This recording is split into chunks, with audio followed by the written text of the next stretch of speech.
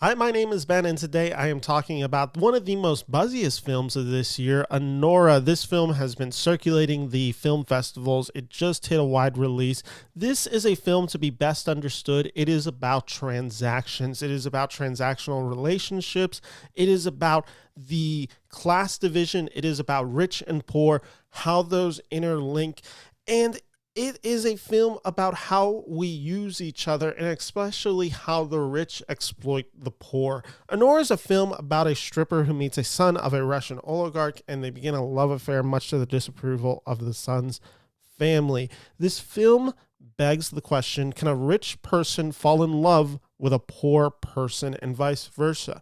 And it is a film that explores how the rich exploit us and how they exploit the poor and how the poor hold on for just the smallest amount of wealth. These are all themes and ideas within Anora, a film that I quite liked and am going to be really excited about talking about.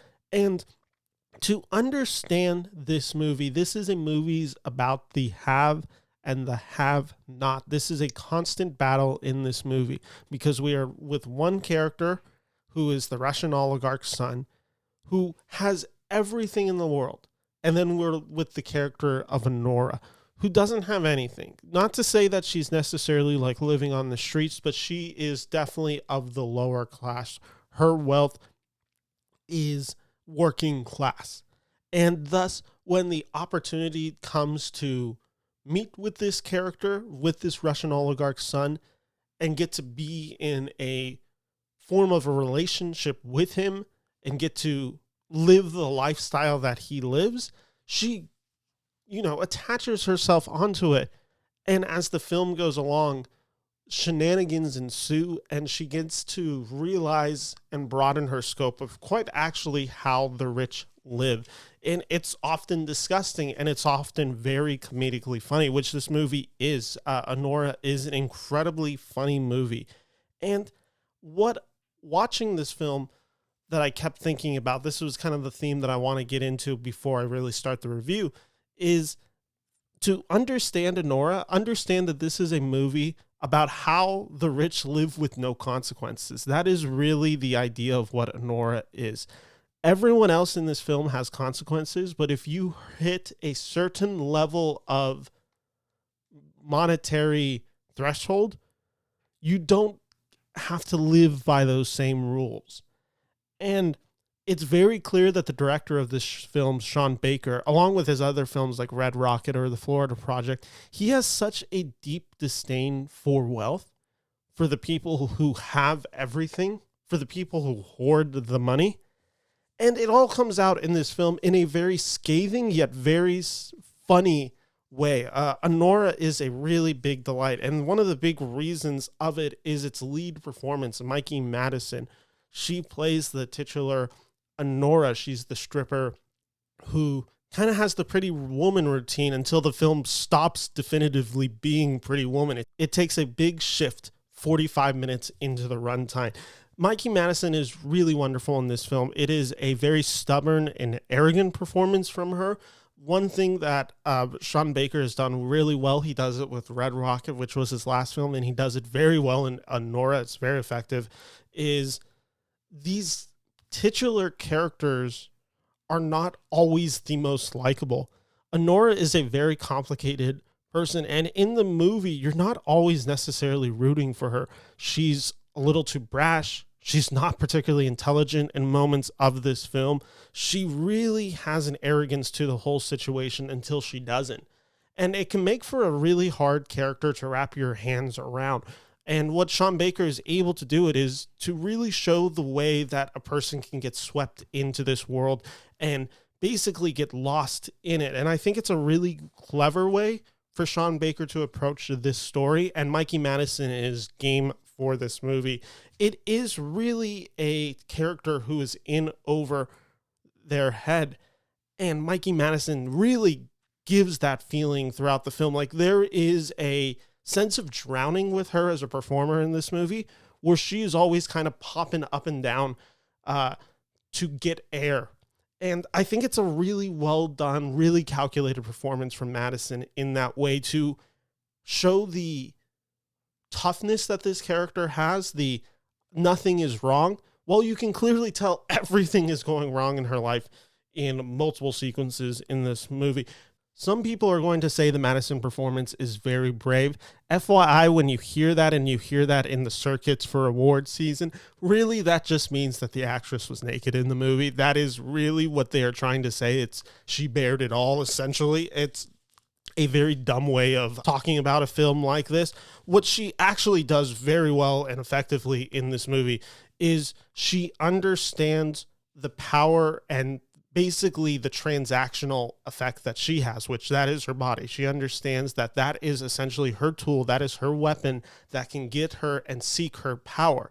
And that becomes a huge dynamic within this movie, is her relationship with her sexuality and her physicality. And through that, it actually becomes hard to detach, where she no longer can really have normal relationships because everything for her is kind of transactional, and how that really starts to affect a person who has to live a life like this. It's not a condemnation on this lifestyle.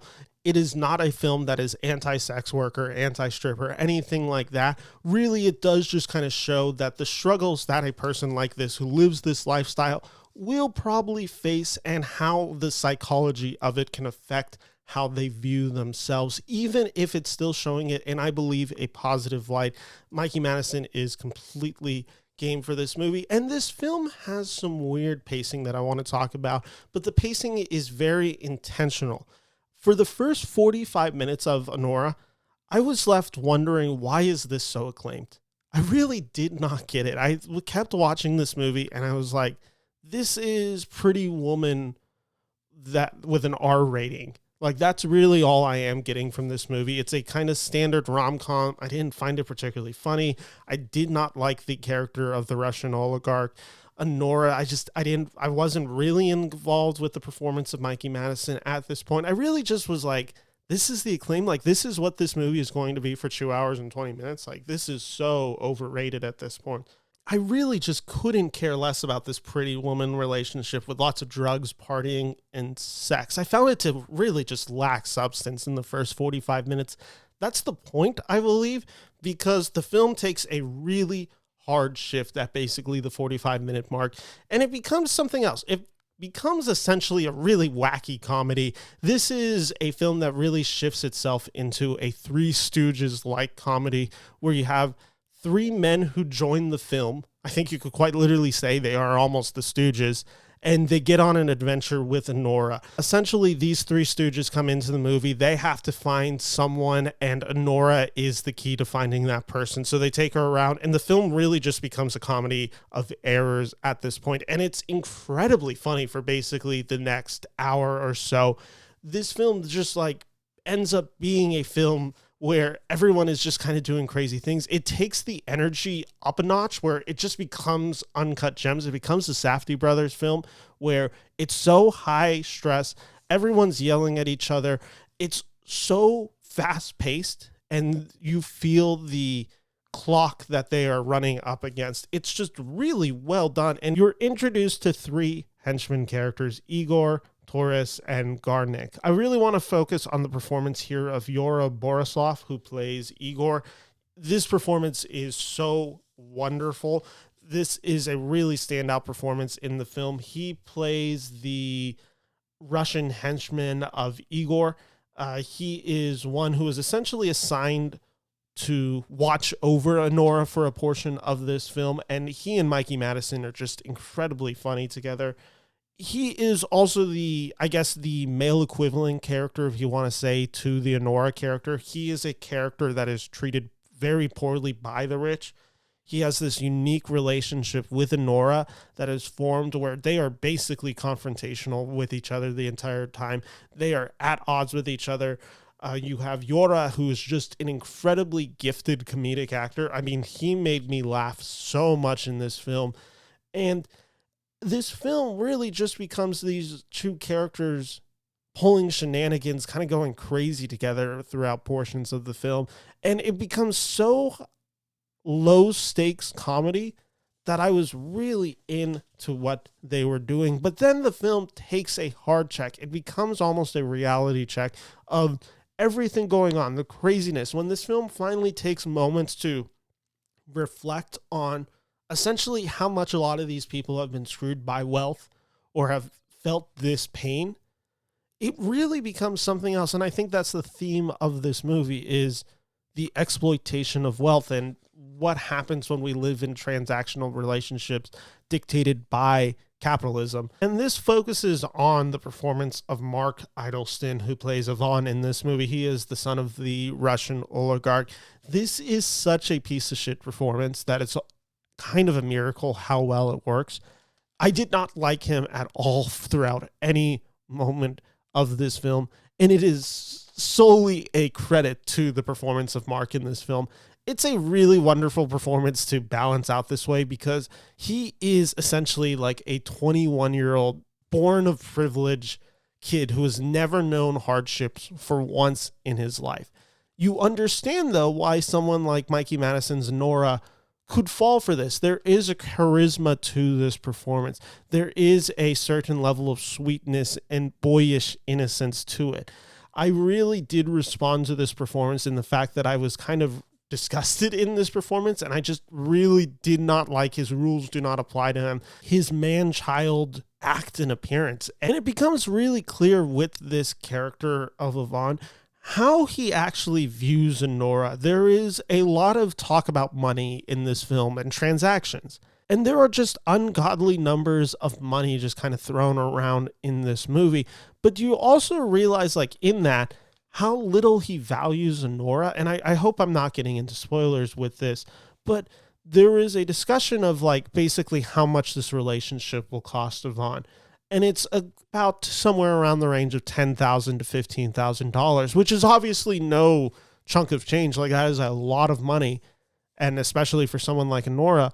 But for him, it's not much. Like, if you actually look at the movie and how much he is clearly spending, how much he has, $15,000 is probably the equivalence of maybe $5 to $10. Like, it is one of those things where it really becomes really clear early on, and I felt it while watching the movie, was, oh, this guy doesn't value her at all. It is enough to keep Anora satisfied because, of course, she's never seen this type of cash. But for him, it's nothing. And it's a little bit of a sociopathic performance from this. He is a huge narcissist. He's unlovable, and that's kind of the point of this movie. And he doesn't seek love. Like, that's the thing about it. He is so far detached from anything resembling humanity because he's rich. He cannot resemble humanity. He is so above everyone else in terms of wealth that he cannot relate to another human being. And it leaves this emptiness to this character.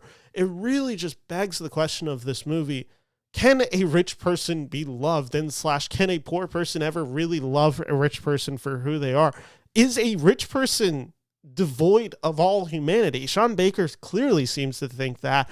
And as this film kind of comes to its accumulation, again, with no spoilers, it brings all these thematic weights in the movie together and begs these questions. And you're left with a kind of realization between just how divided we are by class in the world and what that means and the statuses of wealth. And basically, is anything ethical under capitalism? Is love even obtainable in a capitalist society, especially when the wealth gap is so large? It's the brilliance of this film that it's able to address all of these themes and be about all of these ideas. And the film never really has to say that's what the movie is about. Really, you're just getting it from the way these characters interact and how this film ultimately accumulates. But throughout it, it's a really funny, it's a wild, and it's an upbeat journey that just all kind of comes crashing down in a way that I found very memorable, very fun, and I could highly recommend to any audience. This is a pretty big recommendation from me. There may be some who are not going to be able to vibe with this movie, that the raunchiness of the first 45 minutes are going to be just too much for them. I think if you stick around, and especially as you get into the real meat and potatoes of this movie, you're going to have a pretty good time with this movie. Expect a lot of Oscar nominations for Anora. I would actually probably venture that Mikey Madison is the favorite to win Best Actress at the Academy Awards. And like I said, everyone in this movie is just really well utilized. I think this film has a screenplay nomination, Best Picture. I'd be shocked if Sean Baker didn't get in. His direction is very good, has a lot of really great cinematography. Everything of this movie, my personal hope is that Yora Borsovlov, who plays Igor, gets in. This is such a fun Best Supporting Actor performance. I'd love to see him get in. But yeah, you're going to be hearing about Anora for a while. I can recommend it. Big recommendation for me, 4 out of 5 stars.